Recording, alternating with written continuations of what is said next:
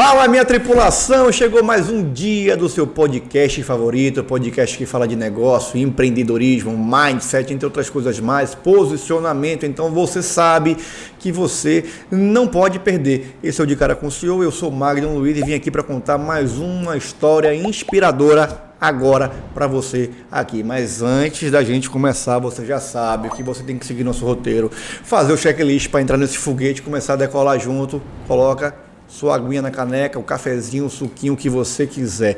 Se inscreve no canal se você não é inscrito, ativa o sininho, compartilha agora esse vídeo com seus amigos, coloca no grupo da família, manda para todo mundo. Você sabe que o conteúdo é muito bom, mas sobretudo não deixa de dar o seu like aí, porque isso fortalece o projeto e faz com que a gente traga sempre grandes nomes, sempre pessoas reais, com histórias de fato transformadoras para você aqui. E sem mais delongas, hoje minha convidada, que ela tem ainda quase 2 milhões de seguidores no YouTube, fazendo vídeos bem-humorados, decidiu largar a plataforma, mudar, pivotar completamente a postura dela no digital e começar a trazer conteúdos de valor para a plataforma do Instagram. Hoje, com quase, ou um pouquinho mais, 270 mil seguidores, ela vai me corrigir já. Ela vai bater um papo com a gente, contar a história fantástica dela, que é super carismática. Chega pra cá, que é o Freire. Você tá de cara com o CEO. Olá! Muito obrigada pelo convite. Estou feliz em estar aqui. E eu sei que vai ser muito proveitoso a nossa conversa de hoje. Com certeza. Seja muito bem-vinda. Muito obrigada. Sinta-se em casa. E vamos transformar algumas vidas por aí hoje de noite. O que é que você acha? Vamos lá. Acho ótimo. Vamos começar a primeira pergunta. Eu queria que a gente apresentasse para quem está em casa quem é a Kel, né? Algumas pessoas já conhecem a Kel, estão lá assustadas. Olha, o que a Kel está com Magno, vamos assistir. Outras pessoas ainda não conhecem a Kel, mas já estão super curiosos para saber quem é você. Então, vou dar só uma pincelada que você é filha de uma família humilde, lá do interiorzinho da Paraíba. Exatamente. Passou a infância com muitas dificuldades, muitos sonhos. Aliás, seu grande sonho na época era ter um guarda-roupa só seu, Kel? Era. Olha só que loucura, hein? Era, sim. Conta pra gente a sua infância e da onde surge a sua criatividade. Vamos lá. Vamos começar do começo, infância, né? Eu vim de uma família muito simples. Meu pai, ele trabalhava na agricultura, minha mãe era professora numa creche, educação infantil, e na época éramos meu irmão e eu. E a gente veio de uma família muito simples, uma realidade muito simples. A história do guarda-roupa. Eu nunca tive a oportunidade de ter um guarda-roupa só para mim. Agora, hoje eu tenho, né? Mas na infância, os meus pais, eles não tinham condições para isso. E eu lembro de um momento bem especial, que inclusive me marca até hoje, né? Porque fica aqui. Que a minha mãe, ela abriu um espaço no armário dela para que eu tivesse um espaço, um guarda-roupa só para mim. Nossa, e aquilo foi tão especial para mim. Eu me senti como se eu tivesse um closet. E eu arrumava tudo por cor, sabe? Sempre muito organizado, e eu adorava aquilo. Então, caramba, assim, eu faço isso até hoje, Kel. Oi? Eu faço isso até hoje, eu arrumo por cor. Ah, é? Até hoje. Eu gosto de fazer isso. E eu fui uma criança com uma realidade muito simples, como a grande maioria, né, das crianças aqui no Brasil, das famílias aqui no Brasil. Mas eu nunca reclamei da vida que eu tinha, porém, eu estava naquela vida. Eu não era aquilo. Eu sabia que eu podia mais. Eu sentia que eu podia crescer, que eu podia conquistar coisas incríveis, assim como eu via na televisão. Então, eu não tive muitos brinquedos, vim de família muito simples. A gente ganhava alguns presentes de primos que vinham do Rio de Janeiro. Então, o Rio de Janeiro, para mim, na época, que a minha família, a parte da família do meu pai, morava no Rio de Janeiro na época. Então, quando eles vinham, eles traziam presentinhos dos outros primos e tal. E era como se fosse a Disney pra gente, sabe? Então, como eu não tive muitos brinquedos, eu comecei a desenvolver a minha criatividade através da imaginação. Eu desenhava tudo que eu gostaria de ter. E também ficava interpretando personagens em frente ao espelho. Eu nunca fui uma menina de muitos amigos, de ter muitos brinquedos. Então, eu sempre fui muito pra dentro. Engraçado, hoje eu sou o oposto disso. Eu sou extrovertida, mas também hoje eu não tenho muitos amigos. Eu tenho seguidores, mas eu tenho poucos amigos. São seletos, sabe? Bem selecionados. Eu tenho uns 5, mas são pessoas de confiança que eu guardo hoje. Mas isso tudo na infância fez com que eu me tornasse uma menina mais introspectiva. Tímida, vergonhosa, medo de falar, medo de errar, medo de ser julgada. Eu era muito pra dentro. Mas isso não limitou o meu sonho. Minha vontade de crescer, de ir atrás de alguma coisa que eu nem sabia o que na época, porque eu era só uma criança. E o que te alimentava de fato era ser criativa, então, né? Muito criativa, muito criativa. E na verdade, nós tínhamos tanta dificuldade em casa, sabe? A gente passava por muita dificuldade, então a vontade era ter uma vida próspera. Eu nunca, na minha infância, eu nunca tomei um Danoninho, Todinho, essas coisas que a maioria... super básicas hoje em dia, né? Hoje em dia é muito básico, né? Geralmente ter uma boneca da Barbie, essas coisas eu nunca tive. Nenhum guarda-roupa. Mas para você ter uma ideia, quando eu fiz 14 anos, eu fui morar no Rio de Janeiro, sem os meus pais. Meu pai e minha mãe, eles me liberaram para morar no Rio de Janeiro com a família da minha mãe. E eu imaginava uma vida de Manuel Carlos no Rio de Janeiro. É isso que ele perguntou, o que passava na cabeça da Kel, que sai de 14 para 15 anos da Paraíba para ir para o Rio? Né? O que passava na cabeça dela, como é que seria o mundo no Rio de Janeiro quando você foi? É isso que você estava contando agora para mim. Olha, eu assistia televisão quando era criança, com meu irmão. A gente assistia televisão e o que a gente via? Aquelas novelas da Globo. Passava o Leblon, aquela parte toda bonita. Eu falei, meu Deus, que linda, é a Disney. E de lá do Rio de Janeiro que vinham os presentes. Parecia que no Rio de Janeiro vinha tudo que era bom. Olha o mar, né? Tinha um mar. Tinha um mar, tinha tudo. Prédios, eu nunca tinha entrado num prédio. Não sabia nem o que era um elevador na minha vida. Eu nunca tinha saído do meu estado, sabe? Quando você foi da Paraíba para o Rio, você foi de avião? Não. Você foi de ônibus? Eu fui de van. Foi de van. Uma longa viagem, né? Uma longa viagem. Uma longa viagem. Eu fui de van, acho que uns 3 dias, se eu não me engano. Faz tempo. Mas uns 3 dias, eu acho. 3 dias e meio, por aí. Então, quando eu cheguei no Rio de Janeiro, eu lembro que eu passei pela orla de Copacabana e era lindo. Parecia aquele sonho que eu já imaginava nos desenhos que eu fazia quando era criança. Sendo que, como eu era de família muito simples, eu não ia pro Leblon, querida. Não, eu não ia pro Leblon. Eu acabei indo morar na comunidade da Rocinha. Olha aí. Uma das maiores favelas, comunidades do Brasil e do mundo. Do mundo, perfeito. A favela da Rocinha, como se diz. E lá foi uma discrepância muito grande, uma diferença muito grande daquilo que eu idealizava de vida e aquilo que eu fui ter. Ainda que eu morasse numa cidade muito pequenininha, eu nunca tinha passado por violência. Nunca tinha visto uma arma na minha vida, tiroteios, coisas nesse sentido. Que viraram frequentes no seu cotidiano, né? Você sai de uma realidade que, vamos lá, você mantém até, de fato, uma certa escassez muito econômica grande. E financeira, porque você sai do interior da Paraíba, vai morar na favela da Rocinha. Sim. Porém, você encontra um mundo que você não conhecia de violência. De violência, Uma menina de 14 anos de idade. Sem o super pai, independente, né? Zero. Diga-se de passagem. Zero. Zero independente. E os meus pais ficaram e eu fui sozinha, né, pro Rio de Janeiro, ficar com uma tia. A família da minha mãe morava na Rocinha. A família do meu pai morava na Zona Norte. Sendo que, nessa época, o meu irmão já tinha ido 6 meses antes para o Rio de Janeiro. Só que ele não morou comigo, ele morava na Zona Norte e eu na Zona Sul. Tinha que atravessar a cidade para a gente se ver e não tinha como, a gente não se via sempre, era muito difícil. Então eu fiquei sozinha com uma tia, com a galera da família da minha mãe. E sem o pai, sem a mãe, com medo. Eu era introspectiva, não era nem metade dessa Kel que consegue falar hoje. Eu tinha medo de abrir a boca e ser julgada.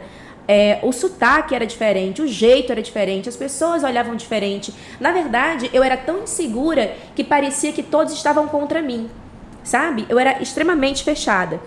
E naquela situação... todos odeiam o Cris. Exatamente. E naquela situação de morar na comunidade, naquela época tinha muitos tiroteios, invasões, né, na comunidade, de comandos de rivais. Então foi a primeira vez que eu vi violência na vida, tiroteios e muita escassez. Porque ali eu não tinha meu pai e minha mãe por mim, sabe? Eu morava meio que de favor, né? É curiosidade que assim, a gente vem falando aqui, infelizmente, da realidade que nós temos na grande parte da sociedade brasileira. Uhum.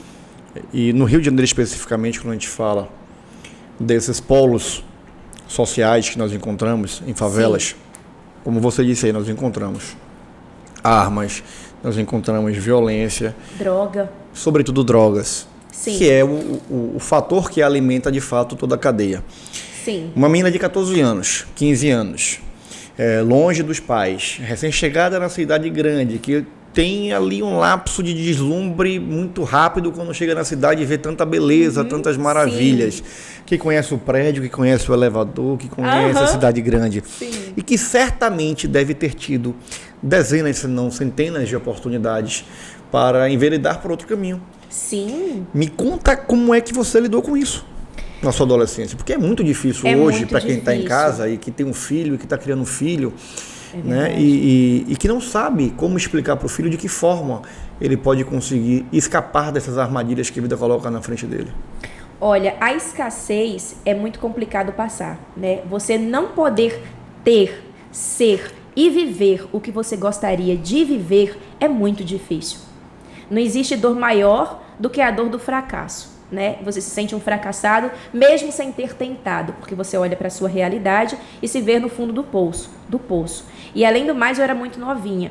Eu acredito que, respondendo à sua pergunta, as bases que os meus pais me deram, sabe? Eu fui criada com meu pai, com a minha mãe, com os meus avós. Então, eles me ensinaram bases muito sólidas, muito boas, muitos princípios bons.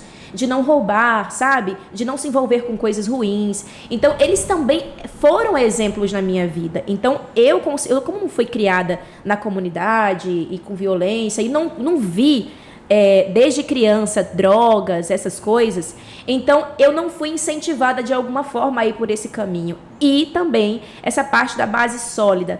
A minha família era muito simples, tanto a família do meu pai quanto da minha mãe são famílias simples. Mas a gente teve muitos bons exemplos na família.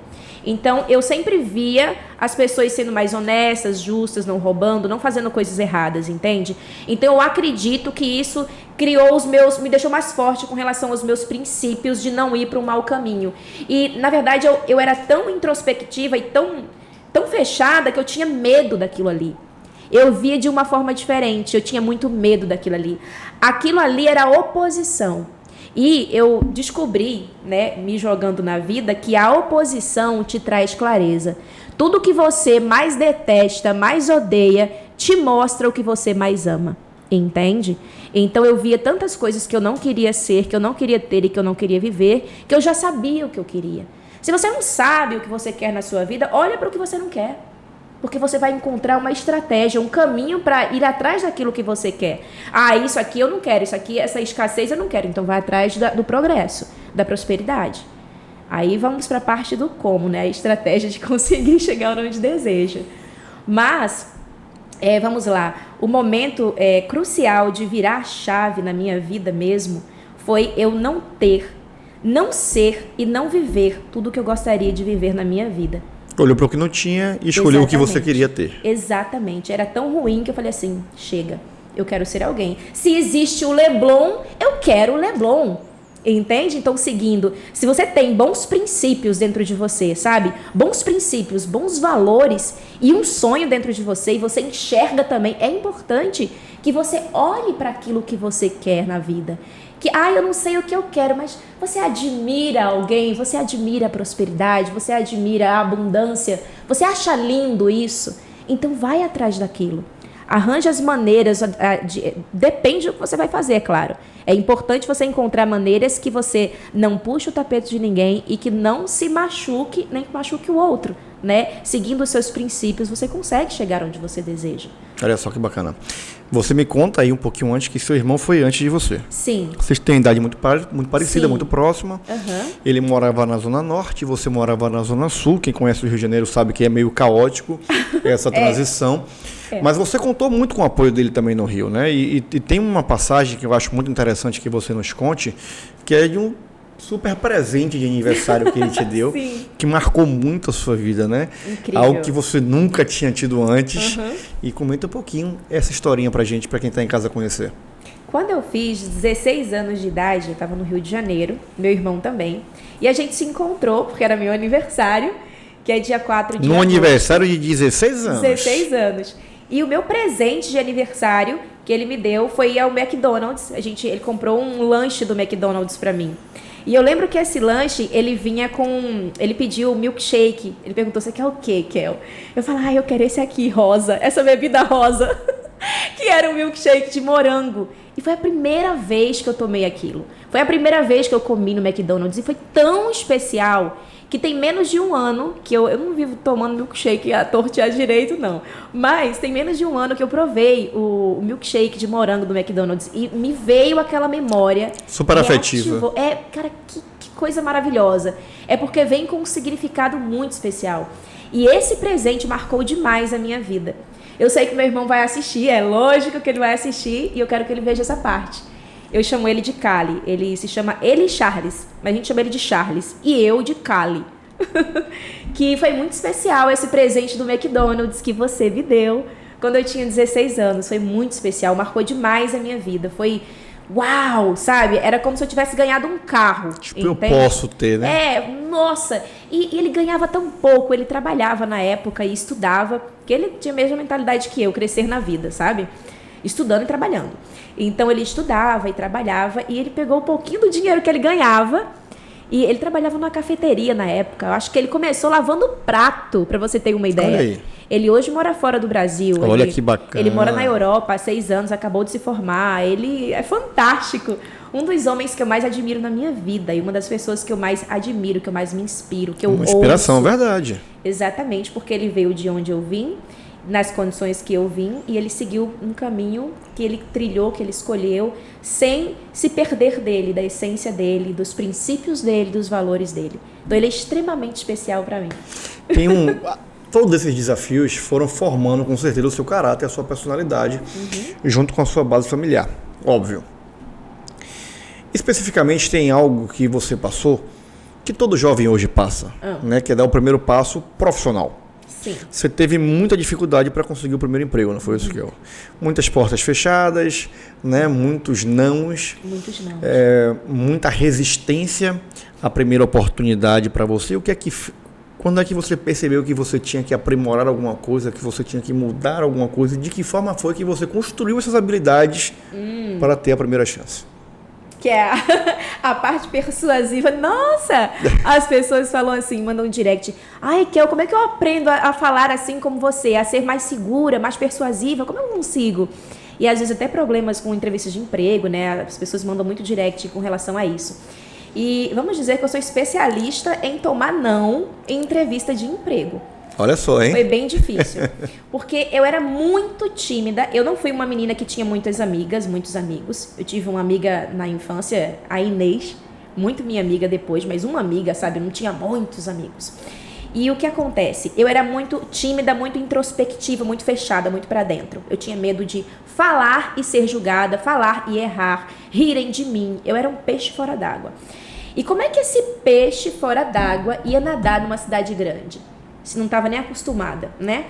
Então, eu comecei a ir para entrevistas de emprego, que o meu maior sonho para sair daquela escassez que eu morava na casa da minha família lá no Rio de Janeiro. Sair daquela escassez, eu precisava arrumar um emprego, eu precisava ganhar dinheiro. Então, já comecei, fui numa lan house na época, imprimir currículo. Porque a galera não tinha dinheiro para ter computador em casa. Claro. Lá. Computador é luxo. E imprimi currículos com a minha experiência maravilhosa, que era 0 na época, e fui entregar currículos. E morrendo de medo de me chamarem. Eu entregava currículo e não queria que me chamassem. Jogava lá e saia correndo, né? Não, eu jogava e vai, corre pela uma bomba. Então, eu fui chamada para muitas entrevistas de emprego. E tem até uma loja específica, que eu não vou dizer o nome, uma loja de sapatos, que ali foi humilhação.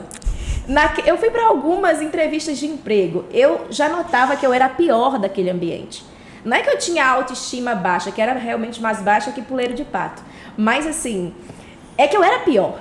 Eu acho que você tem que saber quem você é.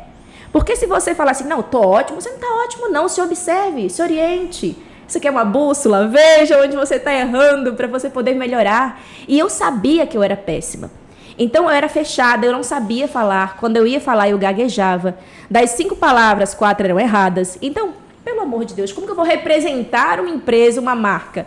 E era emprego para vender alguma coisa, para ser vendedora em loja de shopping. Então eu tinha que abordar pessoas. Como que eu ia abordar se eu não sabia nem falar sozinha? Dificílimo. Então era só não. Tentou mímica, nada disso? Não dava certo. Eu era péssima. Eu era muito pra dentro. Então na entrevista, naquelas brincadeiras que tem, né, que eles faziam lá, eu era pior. Eu sempre era pior. E o que é que eu fiz pra mudar isso? 2 sentimentos. O sentimento que você tem de tristeza, pelas portadas na cara, sendo que o sentimento de tristeza, ele é fraco. Ele não te impulsiona, ele te aprisiona, entende? E o sentimento de tristeza, ele traz uma sensação de vítima. E vítima não prospera, porque é muito fraco, entende? Você não tem aquele ímpeto, aquele movimento. Então, são 2 sentimentos quando você está na M. O sentimento de tristeza e o sentimento de raiva. Você passa pelos 2. Triste de início, depois eu comecei a sentir raiva. Falei, cara, que ódio. Mas que droga! E agora?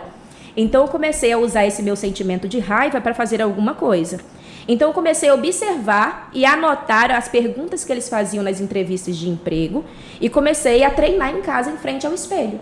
Fiz um treinamento intensivo comigo mesma e comecei a interpretar aquilo ali em frente ao espelho, como se alguém estivesse me entrevistando e eu estivesse me apresentando. Como que eu vou conseguir passar numa entrevista de emprego se eu não sei falar nem de mim?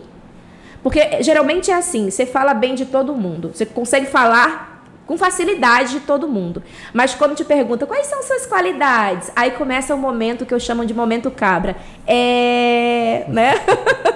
Então, você sempre quebra a cabecinha para um lado e fala, tem dúvida? Vai estudar sobre isso.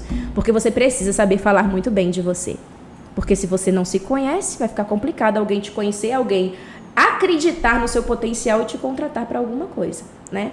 Então, eu comecei a me treinar, até que eu mesma acreditasse em mim. E quando eu acreditei, mesmo desacreditando, mas eu sabia que eu estava boa, eu fui e passei.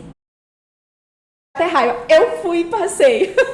Tipo, me vinguei. Sim, eu consegui um primeiro emprego numa loja de grife infantil. Olha. De grife, olha só como a diferença do treinamento. Na verdade, isso é desenvolvimento pessoal. Isso faz parte do desenvolvimento pessoal. Você falou um modelo de treinamento que é mais comum do que se imagina, que é o trabalho feito em frente ao espelho. Sim. Né? Isso é eu passei por isso na minha infância também. Eu sempre era o cara que eu queria fazer as apresentações escolares. Você queria? Queria sempre, porque Uau. eu tinha medo que alguém errasse e eu tomasse nota baixa. Então, Uau. eu dizia, deixa que eu faço tudo. A equipe fica tranquila, deixa que eu faço tudo. Isso não é tão legal, porque você acaba levando alguns complexos de Hércules, de ter que carregar as pessoas nas costas o tempo inteiro. E não é tão legal. Mas, como é que eu fazia para poder treinar para fazer as apresentações na frente do espelho? Eu discursava na frente do espelho o tempo inteiro. Então, toda vez que alguém me fala comigo e pergunta, olha, eu tenho vergonha de falar em público, eu digo, vá para frente do espelho. Conversa na frente do espelho, faz o discurso na frente do espelho, memoriza o que você vai falar na frente do espelho, estuda na frente do espelho. Você vai refletir na sua imagem, imaginar que tem alguém te assistindo, e você vai quebrando aquela muralha que sobe na sua frente, né? Para as pessoas que sentem aquele friozo na barriga, que gaguejam e que não conseguem, transpiram e não conseguem falar. Sim. Né? Então, eu acho que é mais comum do que se imagina. Nossa, essa utilização dessa ferramenta, e pode-se dizer também que é uma espécie de modelagem. Exatamente. Que é exatamente o que você fez para mudar a sua vida. Então, quem está em casa já vai aprendendo, que agora a Kel vai ensinar você. Tem outras técnicas boas, já aproveitando o ensejo, que além de, para vocês que estão em casa assistindo, se você é uma pessoa mais travada, tímida ou medo de julgamento, né? Porque às vezes você fala bem, mas você tem tanto medo de ser julgado que você não fala com medo de falar. Você trava. Só que você destravado é maravilhoso. Só que você trava com medo de ser julgado. Aí vamos lá, o que você pode fazer? Além de treinar em frente ao espelho, você pode gravar no celular, colocar o áudio, o gravador mesmo de voz, para você se ouvir depois, para você escutar como que é você se apresentando e como começar falando de você mesmo. Contar a sua história, resumidamente. Conta a sua história, de onde você veio, quais são as suas habilidades, o que você gosta de fazer, o que você não gosta. Tudo isso sobre você, e você vai se treinando a se destravar. Isso é muito legal. Agora, Kel, e para aquela pessoa que fala bem, tem uma dicção perfeita, uma voz de locutor de rádio, mas que gestualmente fica travado. Fica parecendo um robô, né? A linguagem corporal é uma tristeza? A linguagem corporal não fala, né? Aliás, fala. Nesse caso, fala negativamente. Né? Depois encontra a pessoa. Como esta pessoa pode melhorar a sua linguagem corporal? Porque tudo faz parte do produto. Com certeza. Com certeza. E eu sempre falo uma coisa. O corpo mostra o que a sua boca quer calar. O seu corpo, ele tá detonando você. Engraçado, eu estudo isso, então eu já observo tudo. Sem querer observar, eu já sinto. E é legal porque você consegue ter empatia, se colocar no lugar da outra pessoa. Se eu sei que a pessoa tá nervosa, eu vou fazer de tudo para deixar ela mais leve. Às vezes fazer uma brincadeira, elogiar, alguma coisa que ela se sinta mais confortável. Mas nesse caso da linguagem corporal que você falou, o cara fala muito bem, mas ele é travado. Tem muitas técnicas, tem até no YouTube, para você conseguir se destravar, sabe? Ou às vezes é espalafa tudo demais, né? Mexe demais. O boneco do posto, né? Então tem o 8 e 80, né? Você não pode nem ser expressivo demais a ponto de atingir o espaço do outro, entrar no espaço do outro. Tem várias técnicas, é um estudo, né? Mas, por exemplo, um exemplo aqui, as pessoas que sentam muito abertos, assim, expansivos demais, pode passar muito ego. Uma pessoa muito dominadora, muito autoritária, mandona, não é legal. Por exemplo, se você vai se apresentar em público, tira as mãos dos bolsos. As mãos nos bolsos é como se você estivesse escondendo algo. Não é uma imagem positiva para quem está te ouvindo. Tem muitos erros que a gente pega o tempo todo. Por exemplo, outro, quando você vai se apresentar e você, gente, desculpa o atraso, desculpa qualquer coisa. Para de diminuir a sua autoridade frente às outras pessoas. Você é mortal igual os outros. Entende? Então, quando você começa entrando já pedindo desculpas, é muito melhor você substituir por muito obrigada por me aguardar. Poxa, muito obrigada por aguardar.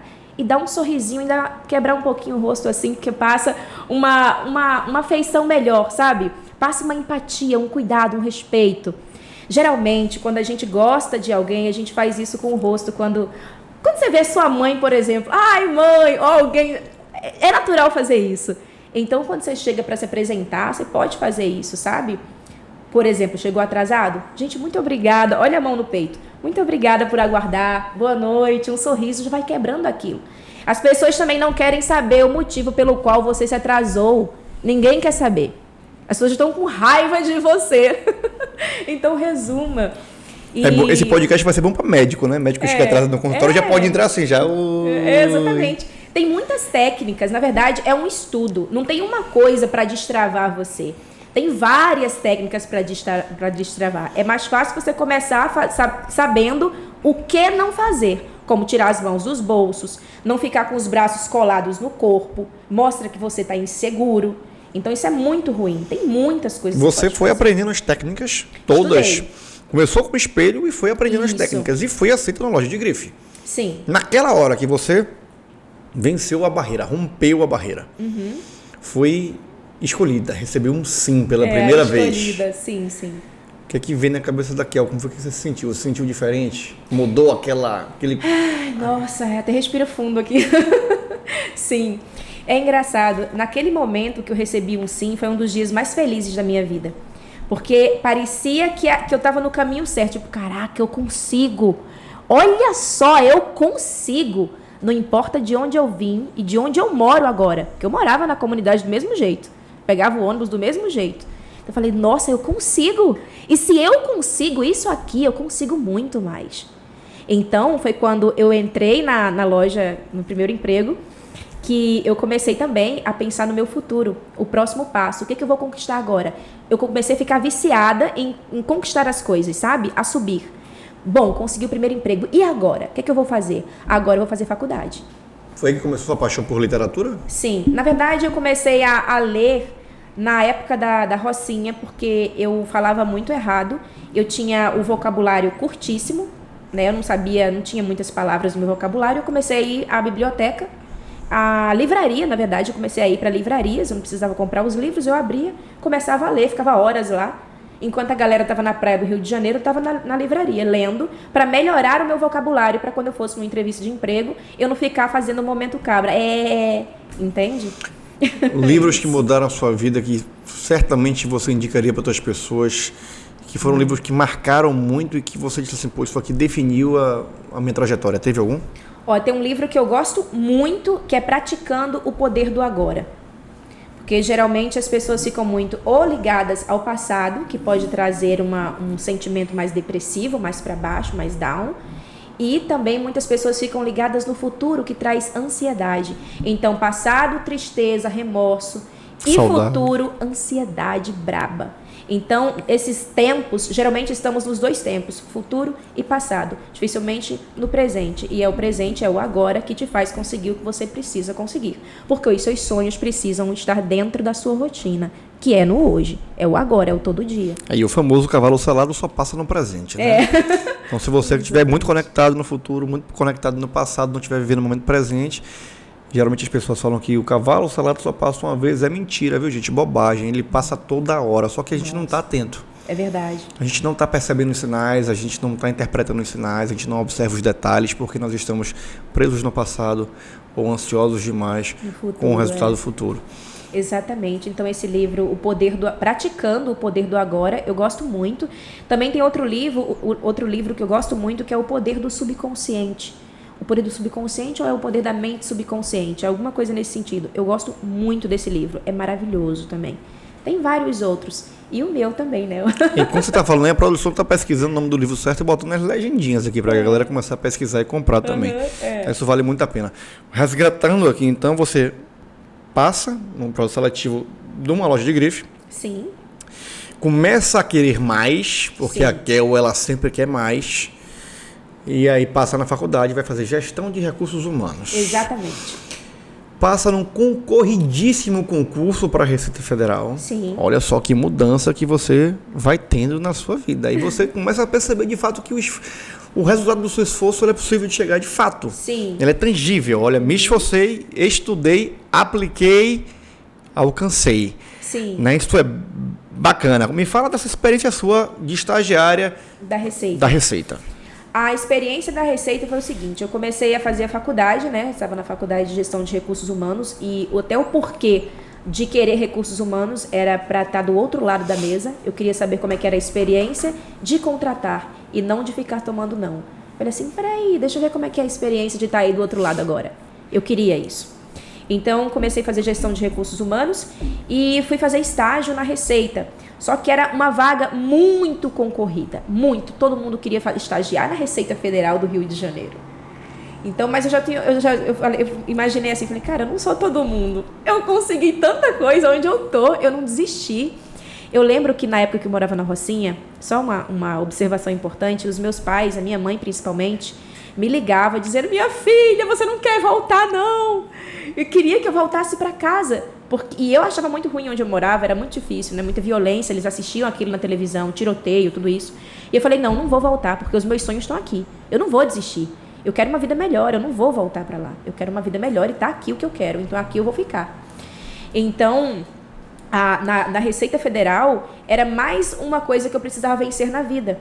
E eu falei assim, bom, se eu conseguir sair de casa tão cedo e conseguir me vencer o meu medo, conseguir passar numa entrevista de emprego numa loja de grife infantil, cara, eu já estou pagando minha faculdade, eu consigo essa vaga na Receita.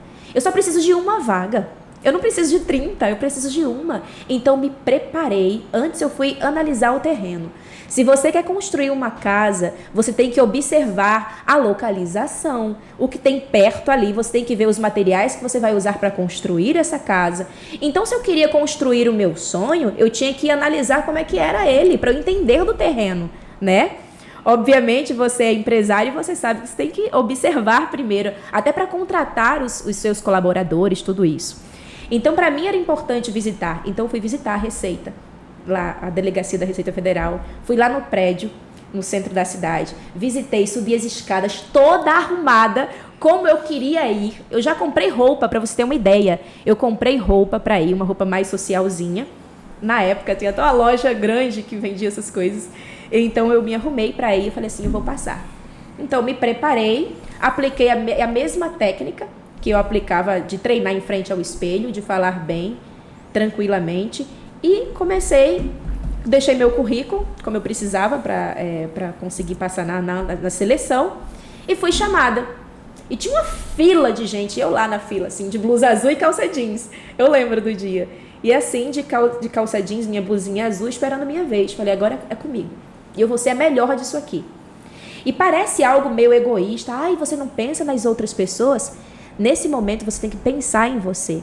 Entende? Geralmente, nós ficamos tanto tempo pensando no que as outras pessoas vão achar e pensando nos outros que a gente esquece da gente. Então, aquele momento era eu por mim. Até porque quando você está doente, com febre em cima de uma cama, é só você por você. Então, você tem que ir atrás do que você quer, do melhor para você também, sabe? Então, eu fui para a entrevista, 2 dias depois, eu recebi a ligação. Vem para cá. Você passou. Eu falei, meu Deus, incrível. Aí eu comecei a ter essa sede, sabe? Essa sede de ir além, essa sede de poder, de ir além, de conquistar coisas melhores para mim. Aí eu comecei a quebrar mais o medo que eu tinha. Foi ficando mais extrovertida também, né? Exatamente. O medo de fracassar diminuiu um pouquinho, porque ele sempre vai existir. Não tem como dizer assim, ai, você não tem medo? Eu morro de medo, eu entrei aqui com medo. Falei, ai meu Deus do céu. Olha que eu sou acostumada, né, a gravar, a falar, mas eu entrei aqui com medo. Não espere que você não vá ter medo, porque o medo faz parte da vida de um ser humano. Você não é um robô. Então, você vai sentir medo, só que você vai com medo e aprenda a controlar esse danado. Boa! E aí, eu tô super curioso para essa passagem da sua vida que eu vou entrar aqui agora, tá? Tá bom. Você começa a se sentir mais vitoriosa. Sim. O fracasso vai deixando de existir Sim. na sua vida, predominantemente. Porque nós estamos sempre fracassando para poder aprender algo. Degrau para a gente amadurecer, inclusive. E a Cal fica tão extrovertida, tão cheia de si nas técnicas que ela vem aprendendo, né, de modelagem, que ela abre um canal no YouTube em 2016. Ai, Deus! E ela começa a interpretar personagens, mostra a personalidade dos signos, acordando, atendendo o telefone. Você né? assistiu? Ficaram poucos vídeos, mas os que ficaram eu assisti. Né? Super bem humorada, carismática. Muito bem produzidos, inclusive, os vídeos que eu vi. Ótimo, Obrigada. Excelente. Em um ano você conquistou 1 milhão de seguidores. Sim. Participou de rádio, participou de TV. Sim. Teve grandes parcerias com grandes empresas. E de repente você faz... Tá. Vamos dar uma paradinha?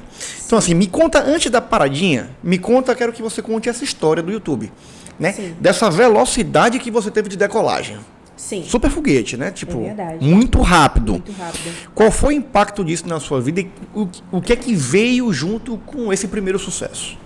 Seguinte, na época que eu estudava, fazia faculdade e fazia estágio na Receita Federal do Rio, eu comecei a ficar muito estressada porque era muito pesada a rotina. Eu saía da Receita e já ia direto para a faculdade. Eu chegava em casa tarde da noite. E eu estudava e trabalhava no centro do Rio. Então era perigoso, era muito cansativo, era difícil demais. Então eu precisava de uma válvula de escape. E dentro de mim eu ainda era aquela menina que ainda interpretava em frente ao espelho quando era criança. A nossa criança nunca morre, né? Nós somos hoje um adulto que um dia fomos aquela criança ou tímida, e assim segue a vida.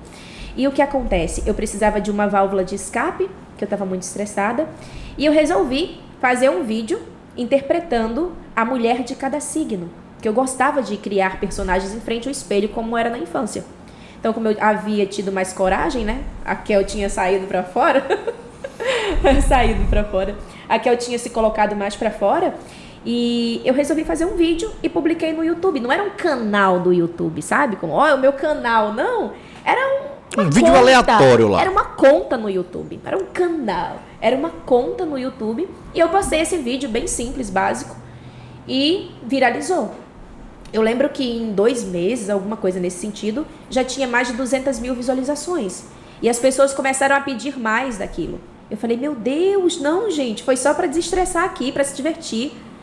Mas eu comecei a fazer. E eu comecei a fazer e começou a dar certo. E começou a viralizar. Até que as pessoas na Receita descobriram também. Ai, que vergonha. Na época eu fiquei com muita vergonha. Falei, meu Deus, eu não esperava isso. Era só uma forma de desestressar. Era um hobby, né? E tudo isso aconteceu. Eu acabei a faculdade, acabou o estágio. E eu comecei a ganhar dinheiro com o YouTube. Se dedicou ao YouTube? Sim. Comecei a ganhar dinheiro. Ainda na Receita? Não. Ou saiu? Já Saiu. já tinha acabado O a estágio faculdade. acabou e Sim. você... Já tinha acabado e eu comecei a ganhar dinheiro com o YouTube. E eu não sabia mais o que fazer. Se eu ia para essa área do YouTube, que eu nem sabia como funcionava, era no início ainda, né, de tudo. Era em 2016, não era como hoje, né? Então, eu falei assim, bom, eu não sei mais o que fazer. Se eu vou para minha área, trabalhar na minha área de RH, ou se eu faço isso que eu gosto também, que é um hobby, mas que me representa, que eu já fazia quando era criança, interpretar personagens, né? Eu adorava fazer aquilo. Mas, o que acontece? Eu fiquei 8 anos, né, com o canal de 2017 até 2000 e alguma coisa, 2020, 2021, se eu não me engano. E viralizou o canal, ganhei muito dinheiro com isso. Eu era bem esperta, eu fiz um curso de investimento na época, porque eu não queria voltar à escassez, eu queria aprender o que fazer com o meu dinheiro, comecei a ganhar dinheiro com aquilo. E virou profissão, né, naquele momento. Me profissionalizei, trabalhei com grandes marcas, mas eu tive que puxar a tomada. Mas espera aí, nesse mais aí eu quero até inclusive grifar bastante isso. Sim. Porque eu sempre falo aqui no podcast que para empreender é preciso ter muita coragem. Sim.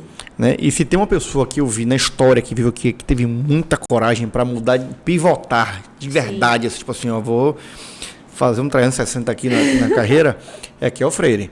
Porque você estava no auge. Sim. Com quase 2 milhões de seguidores. Sim. Ganhando dinheiro, você falou, virou uma profissão. Sim. E você simplesmente resolve desplugar lá da tomada o seu YouTube, diz, parei. Agora eu quero falar sobre inspiração, sobre motivação, sobre mudança de comportamento, sobre mudança de postura, sobre mudança de carreira. Eu quero falar sobre desenvolvimento pessoal. E aí você muda, você não só muda, como você muda de plataforma. Sim. Porque você podia ter aproveitado os seus seguidores no YouTube e simplesmente ter mudado a Kel. Você não, você mudou tudo. Sim. Você mudou o canal de comunicação, você mudou a forma de comunicação e a postura, a sua própria postura para comunicar. É verdade.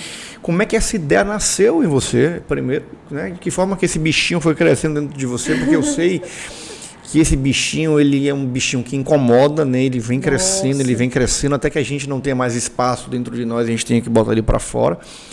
E como é que foi tomar essa grande decisão de ter 2 milhões de seguidores e ir pro zero, para começar tudo de novo? Foi tão difícil, foi tanta queda de cabelo para tomar essa decisão, para decidir por isso, né? Foi bem difícil. Na verdade, como eu falei no começo, eu comecei um canal no YouTube não porque era minha paixão, mas é porque era minha válvula de escape. Era meu hobby. Eu estava tão estressada que eu precisava me distrair. Eu comecei a fazer alguma coisa para me divertir, sei lá.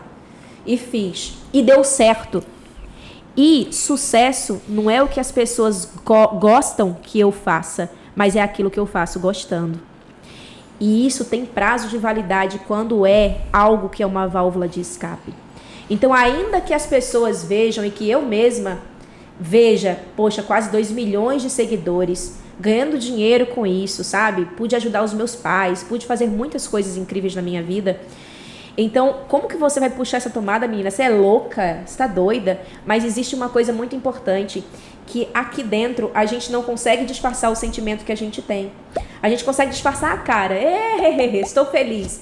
Mas isso aqui, quando você deita a cabeça no travesseiro, se não é o que você ama fazer, o que você gosta, se não é o teu propósito, parece que não dá certo. Por mais que os números digam que deu certo, que aquilo ali é um sucesso, não é um sucesso para você porque não é aquilo que você ama fazer. E pela história de vida que eu tive, pela superação, por tudo que eu passei na minha vida, eu não conseguia me ver, porque eu fui crescendo, né, ficando adulta de verdade, me formei na faculdade, tudo isso. Eu não conseguia me ver mais fazendo vídeos de signos, fazendo um hobby, onde eu poderia contribuir com a vida de outras pessoas. Não que os vídeos não contribuíssem, porque a galera ria, se divertia, era entretenimento. Mas eu não me via envelhecendo na vida fazendo isso, porque eu sentia que existia um propósito maior dentro de mim. Você não queria só fazer sorrir, você queria transformar. Eu queria transformar, inspirar, motivar e desenvolver. Eu falei, poxa, olha o que eu passei na minha vida. E eu vou ficar fazendo vídeos de signos, nada contra quem faz. Mas eu não queria fazer porque aquilo ali era meu hobby, aquilo ali não era minha vida. Não era aquilo que eu queria, meu propósito, entende? Não estava mais me fazendo bem porque eu mudei. Você não é a mesma pessoa de 10 anos atrás. Até de ontem pra cá você já mudou, com certeza. A gente muda o tempo todo, né? A gente muda de pensar, atitude. E eu mudei. Então precisei mudar o conteúdo. E eu não consegui reaproveitar o público. Eu comecei a mudar um pouco o conteúdo, fazer outros tipos de conteúdos. Que não para o canal. Muda de conteúdo, mas as pessoas que estavam lá, elas queriam ver aquilo. Já não engajava, né? Não engajava. E aquilo me mostrava que não era o certo. Então, não só parei o canal do YouTube, como excluí uma conta do Instagram também, já que é pra fazer, vamos fazer direito. Começou do zero. Puxei logo a tomada, me joguei à beira do abismo para ver se eu voava. Eu já estava acostumada com isso, vim do nada, vamos ver se voa. E eu sempre tive um lema na minha cabeça: eu sou guiada, protegida e abençoada. Então eu vou fazer, porque a dor que eu tô sentindo fazendo o que eu não gosto de fazer é pior. É como se o dinheiro não tivesse valor para mim naquele momento. Aquele dinheiro, é horrível esse termo, mas é como se fosse um dinheiro sujo. Não era sujo, mas era como se fosse, porque não era, eu não estava feliz, era ingrato. Porque quando não tem propósito, isso, o preço que se paga é muito alto. A sua fala foi perfeita. Era para ter palmas aqui. Exatamente. O preço era muito alto, porque não tinha propósito. Então começa a dar aquela dor. E foi um momento muito difícil para mim. Eu fiquei muito deprê, muito triste, muito introspectiva, e eu tive que parar. Eu parei mesmo, para poder entrar dentro de mim, sabe? Ficar mais reclusa, entender o que eu estava sentindo, o que eu precisava passar e como eu ia começar do zero. Tudo isso. Foi isso que eu fiz. E puxou mesmo. Eu puxei a tomada mesmo. Que você é uma super empreendedora, né? Vamos dizer assim. E você uniu esse seu punch de empreendedorismo com tudo que você aprendeu de desenvolvimento pessoal. Sim. Tá? E aqui, esse podcast, ele é feito para quem está começando, para quem já está empreendendo. Legal. Mas que está com algumas lacunas para serem preenchidas lá no negócio dele. Para quem quer empreender, mas não tirou a grande ideia, a grande sacada do papel, ou por medo ou falta de coragem, não teve coragem talvez de puxar a tomada ainda, Sim. por exemplo. E eu queria de verdade que você nos dissesse que tipo de característica um empreendedor, não para mim, para eles na verdade, Sim. que tipo de características um empreendedor deveria ter para alcançar mais o sucesso, seja no seu comportamento, no seu linguajar, seja no modo de vestir, na forma de se comportar. Qual, de verdade, o mapa da mina para alguém transformar a sua imagem em confiança no caminho, na sua jornada profissional? Primeiramente, você tem que ter um objetivo. Geralmente nós, né? Nós temos muitos sonhos na vida. Enquanto o coraçãozinho estiver batendo, vai existir sonho. Sempre vai existir sonho. Mas geralmente é assim, eu quero isso, quero aquilo outro. Você tem que ter um objetivo. Depois que você tiver um objetivo, você tem que ter a constância, tá? Objetivo, constância, rotina e recompensa. Eu ensino isso no Manual do Poder. Objetivo, quando você tem um objetivo na vida, o objetivo é o seu norte. Para onde eu quero ir? Mas as pessoas confundem muito um objetivo com um desejo. O desejo é quando você fala assim, eu queria tanto comer uma pizza.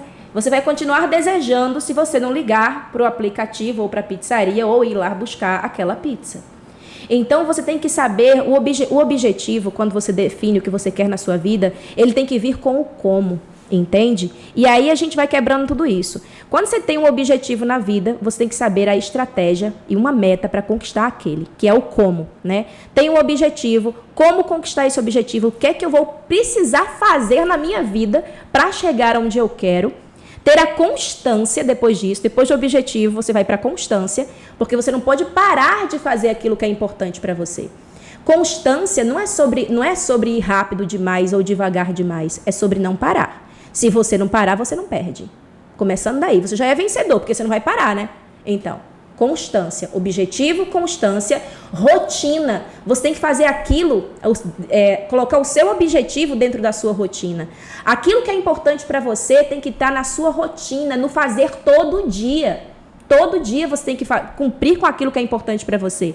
Então, coloca o seu objetivo dentro da sua rotina e depois se recompense por aquilo. Ai, Kel, como? Fazendo o que você gosta, já que você trabalhou a semana toda, fez tudo direitinho por você, se recompense, saindo para se divertir com quem você gosta, ou comendo aquela comidinha gostosa, dando pequenas recompensas para você, porque as recompensas fazem com que você não desista daquilo que é importante para você.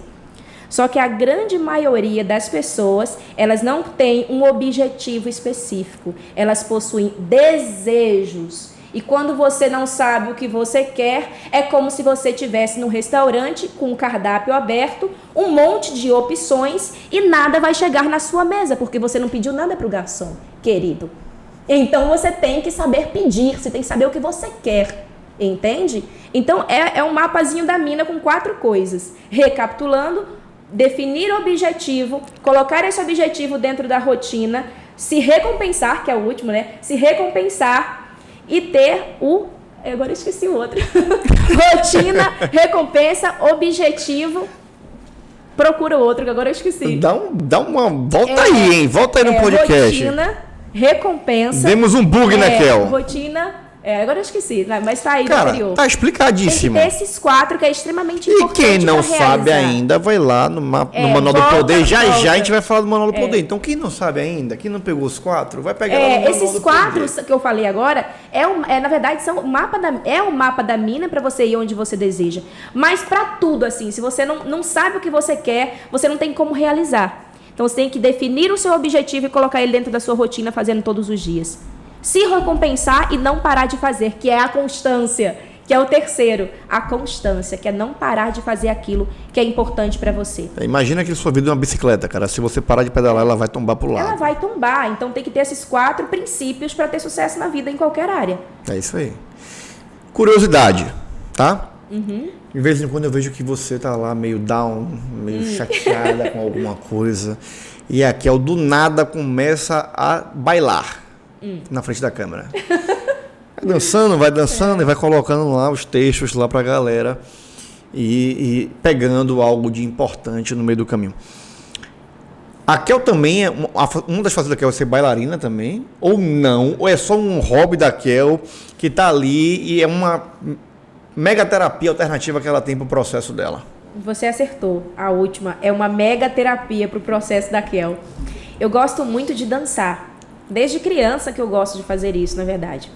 Então, eu já fiz balé, já fiz outro tipo de dança, mas toda vez que eu tô triste, ou chateada, ou estressada, eu danço. Eu sou muito musical também. Então, eu sempre coloco uma música animada. Não adianta você escutar sofrência, não, porque você vai descer naquele fundo de pulso. Então, eu sempre coloco uma música muito feliz e começo a dançar. Porque é o movimento, esse exercício, né, na verdade, exercitar o seu corpo, que é para estar em movimento mesmo, você coloca hormônios, né, ativa os hormônios do bem-estar no seu corpo, endorfina, serotonina. Isso é muito importante, eu me sinto mais feliz quando eu faço isso. E parece que aquele peso que eu estou carregando no dia, que eu estou mais cansada, ou mais preocupada, ou estressada, passa ali. Então eu vi na dança uma forma de desestressar, de tirar aquela negatividade, de ficar mais leve. E é muito bom. É um exercício, né? Exercício faz muito bem para o corpo e para a mente também. Então aí, ó, você que está estressado em casa, procura algo que te distraia, né? E que libere endorfina. Geralmente, libere endorfina. Esporte, atividade física libera. Então, é extremamente faz importante. Parte, super importante. Para a mente estar bem, o corpo também tem que estar bem, tem que acompanhar. E em movimento, né? E em movimento. Se ficar parado, a bicicleta tomba. Exatamente. Então tem que estar em movimento, a mente e o corpo. Vou pedir para a Kel mais uma dica profissional. Eu não me contenho com uma só, então vou pedir mais uma para você. Porque, como eu disse agora há pouquinho, tem muita gente que está em casa que tem a ideia, mas não avançou. Às vezes por falta de coragem, às vezes eu não sou muito fã dessa frase, por falta de oportunidade, porque eu acho que quem faz a oportunidade é a gente. Mas tem muita gente que não avançou por um problema que a Kel tinha no passado, que era a timidez. Tem muita gente que se sente presa, retraída, com vergonha, medo do fracasso. Nossa. Com medo de não ser aceita, com medo da ideia virar uma grande chacota. Nossa. Com medo do julgamento, né? De dar o primeiro oi na câmera e os amigos Começarem a rir. Começarem a rir. E geralmente são os amigos que fazem mais piadas. É triste. Né? São os que menos apoiam no começo da carreira. Exatamente. Então a gente tem esse público que está em casa. E eu queria que você dissesse, talvez pela sua própria experiência, quais passos eles podem seguir para vencer a timidez, que é um problema de fato que atrapalha muita gente no crescimento profissional e até nos relacionamentos pessoais, né? Tem muita gente que não consegue se relacionar, que não consegue ter relacionamentos duradouros pela incapacidade de ser mais extrovertido. Para mim é o seguinte, não existe como você vencer o medo de alguma coisa se você não se expor a ele. Então, para quem é tímido, inseguro ou tem medo do julgamento, qualquer sinônimo que venha parecido com isso, você precisa se expor. Não perder a oportunidade de se expor. Começando, por exemplo, você mora numa rua, começa a cumprimentar a caixa do supermercado, o atendente da farmácia, o açougueiro. Comece a se expor. Tá na rua, por exemplo, para um desconhecido, eu sempre falo isso, para um desconhecido e pede uma informação. Você está falando com uma pessoa desconhecida, ela nem vai te julgar, ela não sabe nem quem é você na fila do pão. Talvez não lhe veja mais. Exatamente. Você precisa se expor ao medo. Se você não se expuser a esse medo, você não vai conseguir se livrar dele, entende? Se livrar você não vai. A gente sempre tem medo. Eu cheguei aqui com frio na barriga. É natural. Mas o que eu fiz? Eu me expus. Se você não se expor, como se diz, né, dar a cara a tapa, isso não tem como fazer. Porque você não tem como aprender a andar de bicicleta se você não subir numa. Como que você vai aprender a nadar se você não entrar na água, criatura de Deus? Então você tem que se expor ao seu medo para que você veja que ele não vai te ferir. Ele não vai te machucar, ele vai estar lá, você tem consciência dele. Poxa, eu tenho medo de falar. Ok, eu tenho medo de falar e tá tudo bem, mas eu vou falar. Você tem voz, você tem fala, você tem possibilidades, então fale, se exponha e comece em casa. Em casa que eu quero dizer no seu bairro, cumprimentando as pessoas. Geralmente os tímidos, eles não conseguem nem um mínimo, não um pequeno. Eu não vou falar, não vou dar bom dia para o porteiro, não vou dar bom dia para a moça do supermercado. Comece com as coisas pequenas. No seu bairro, aí você vai começando a ganhar confiança e você vai estar muito mais treinado quando chegar os momentos na sua vida que você vai precisar de você. Onde você vai, você se carrega, né? Onde você for, você se leva. Então é melhor você se treinar antes que a vida te cobre. Então é a máxima de realmente enfrentar os seus medos. Enfrente. Senão você não tem como aprender a andar de bicicleta se você não subir numa. E se você me permite, o medo, inclusive, ela é talvez a maior armadilha para a sabotagem da fé. Né? Nossa, quando nós temos uma passagem do barco onde os apóstolos estavam, em que Pedro, por exemplo, caminha sobre as águas, ele dá um passo de fé e caminha sobre as águas. Quando o medo o abate, ele afunda nas águas e Jesus o resgata pelas mãos. Quando Jesus o resgata, ele fala: levanta-te, homem de pouca fé. Então, se você quer para combater o medo, é necessário que você alimente a sua fé. E quanto mais medo se abate sobre você, significa dizer que menos fé você tem, porque a fé nada mais é do que você fechar os olhos e dar o próximo passo, sem que haja chão, mas você acreditando que o chão estará lá quando você alcançá-lo, né? Quando o seu pé tocar, ele vai surgir, ele vai chegar, Deus lhe sustentará. Então, enfrentar o medo talvez seja realmente a grande solução. E para enfrentar o medo, talvez eu faria somente esse pequeno adendo: alimente a sua fé diariamente, porque, sobretudo, é algo que vai lhe alimentar, lhe nutrir para enfrentar esses monstrinhos que surgem na nossa vida. Né? É o acreditar. É o acreditar. Se você não acredita, você não consegue. E outra coisa, varrer o monstro para debaixo da cama só fazer ele crescer, gente. Não adianta. Né? Quando a gente é pequeno, que imagina que está ouvindo um barulhinho debaixo da cama, que está ouvindo um barulhinho dentro do guarda-roupa, cobre a cabecinha e não vai lá olhar e passa a noite toda acordado com medo, mas não levanta. E de repente, se você enfrenta e você olha, você vê que não é nada. Que é tão pequeno aquilo, que bobagem. Era só um chinelo embaixo da cama e eu achando que era um monstro. Tá vendo só? Então enfrenta teus medos, levanta-te. Vamos para cima, é isso aí. Porque senão não tem como. Ninguém vai fazer por você se você não se levantar e fizer por você. Exatamente. Né? Você tem um produto, que é um treinamento manual do poder. Manual do poder. Aliás, você já deu um spoiler aí agora há pouco, rapidinho. Eu quero saber o que as pessoas podem esperar do Manual do Poder. Né? E que outro tipo de curso, livro, produto que você está pensando já em fazer, pensando em lançar, quais são os planos para 2024? Conta tudo para a gente agora aqui. Viu? Agora é hora de você tirar os seus segredos da caixinha e jogar para a galera do De Cara com o CEO. Vamos lá.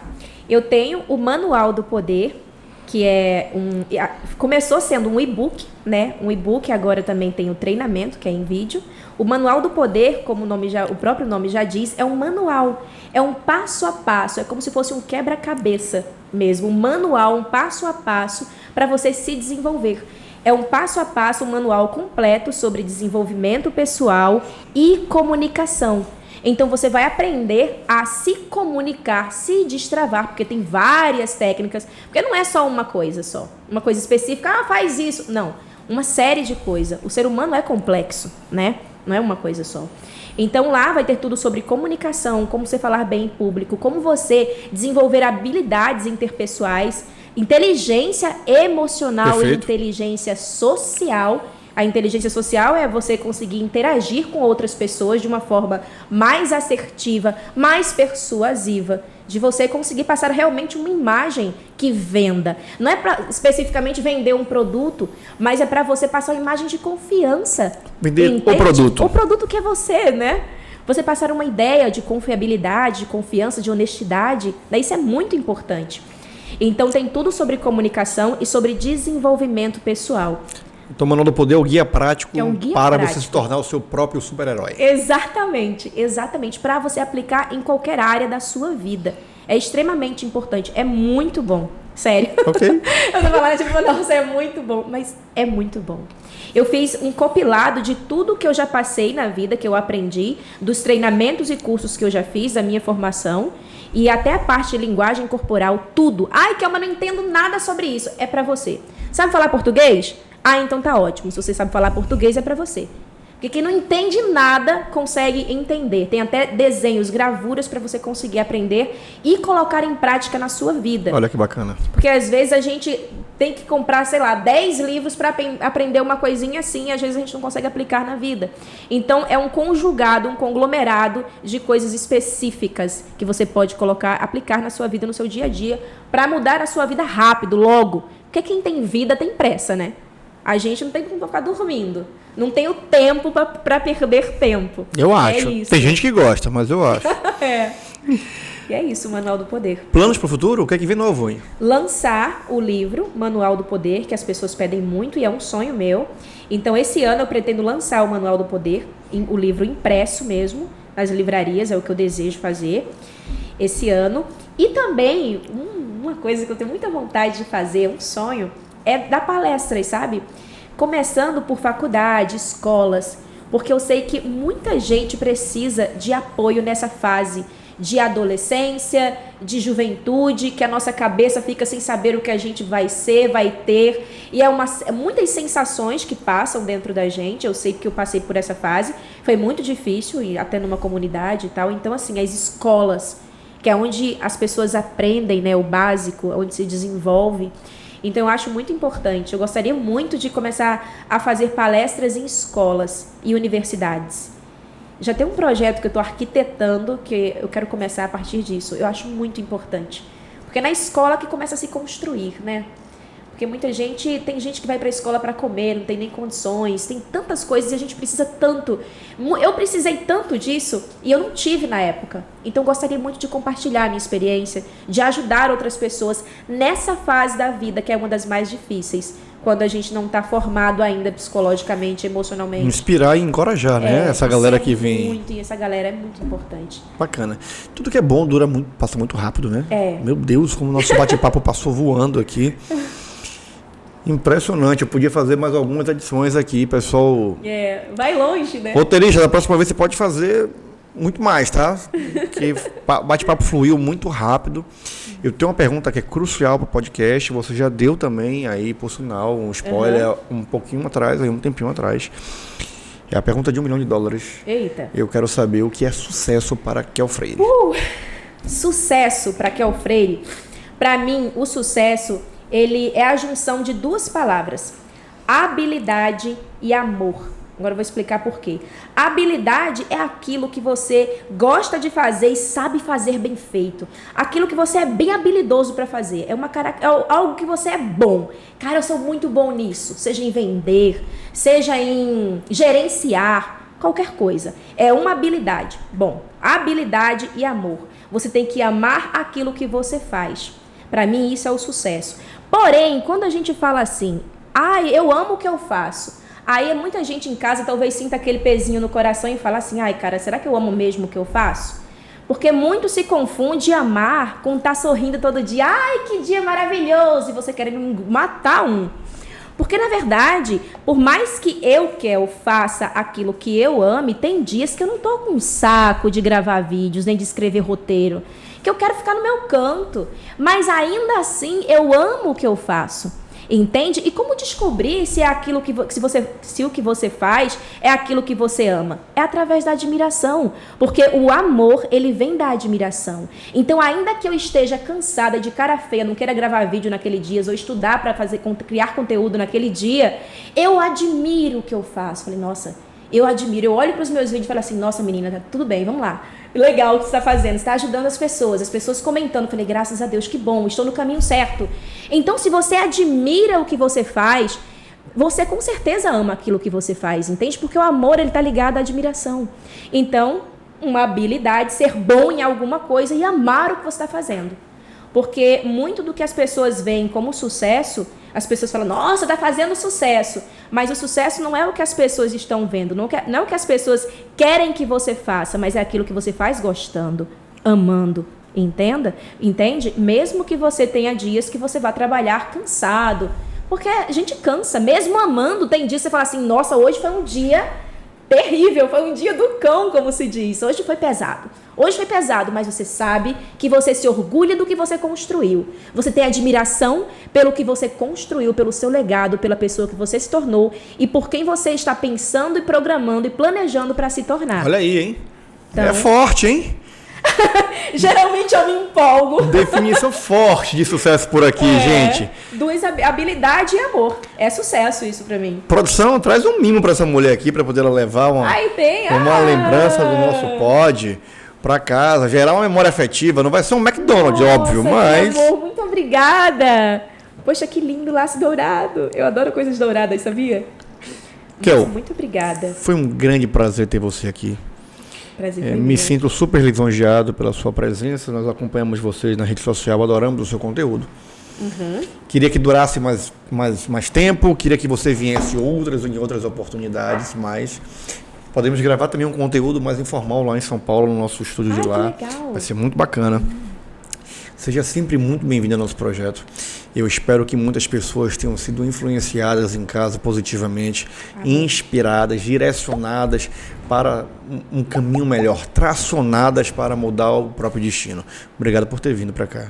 Muito obrigada, eu que agradeço. Muito obrigada por assistirem. Espero que vocês tenham gostado. E você que assistiu, que ficou até o final, obrigado. Se você não segue a gente ainda no Instagram, vai lá seguir a Kel Freire. Segue lá o @MagnoLuiz com 2 S de sucesso, porque eu gosto de sucesso em dobro, minha gente.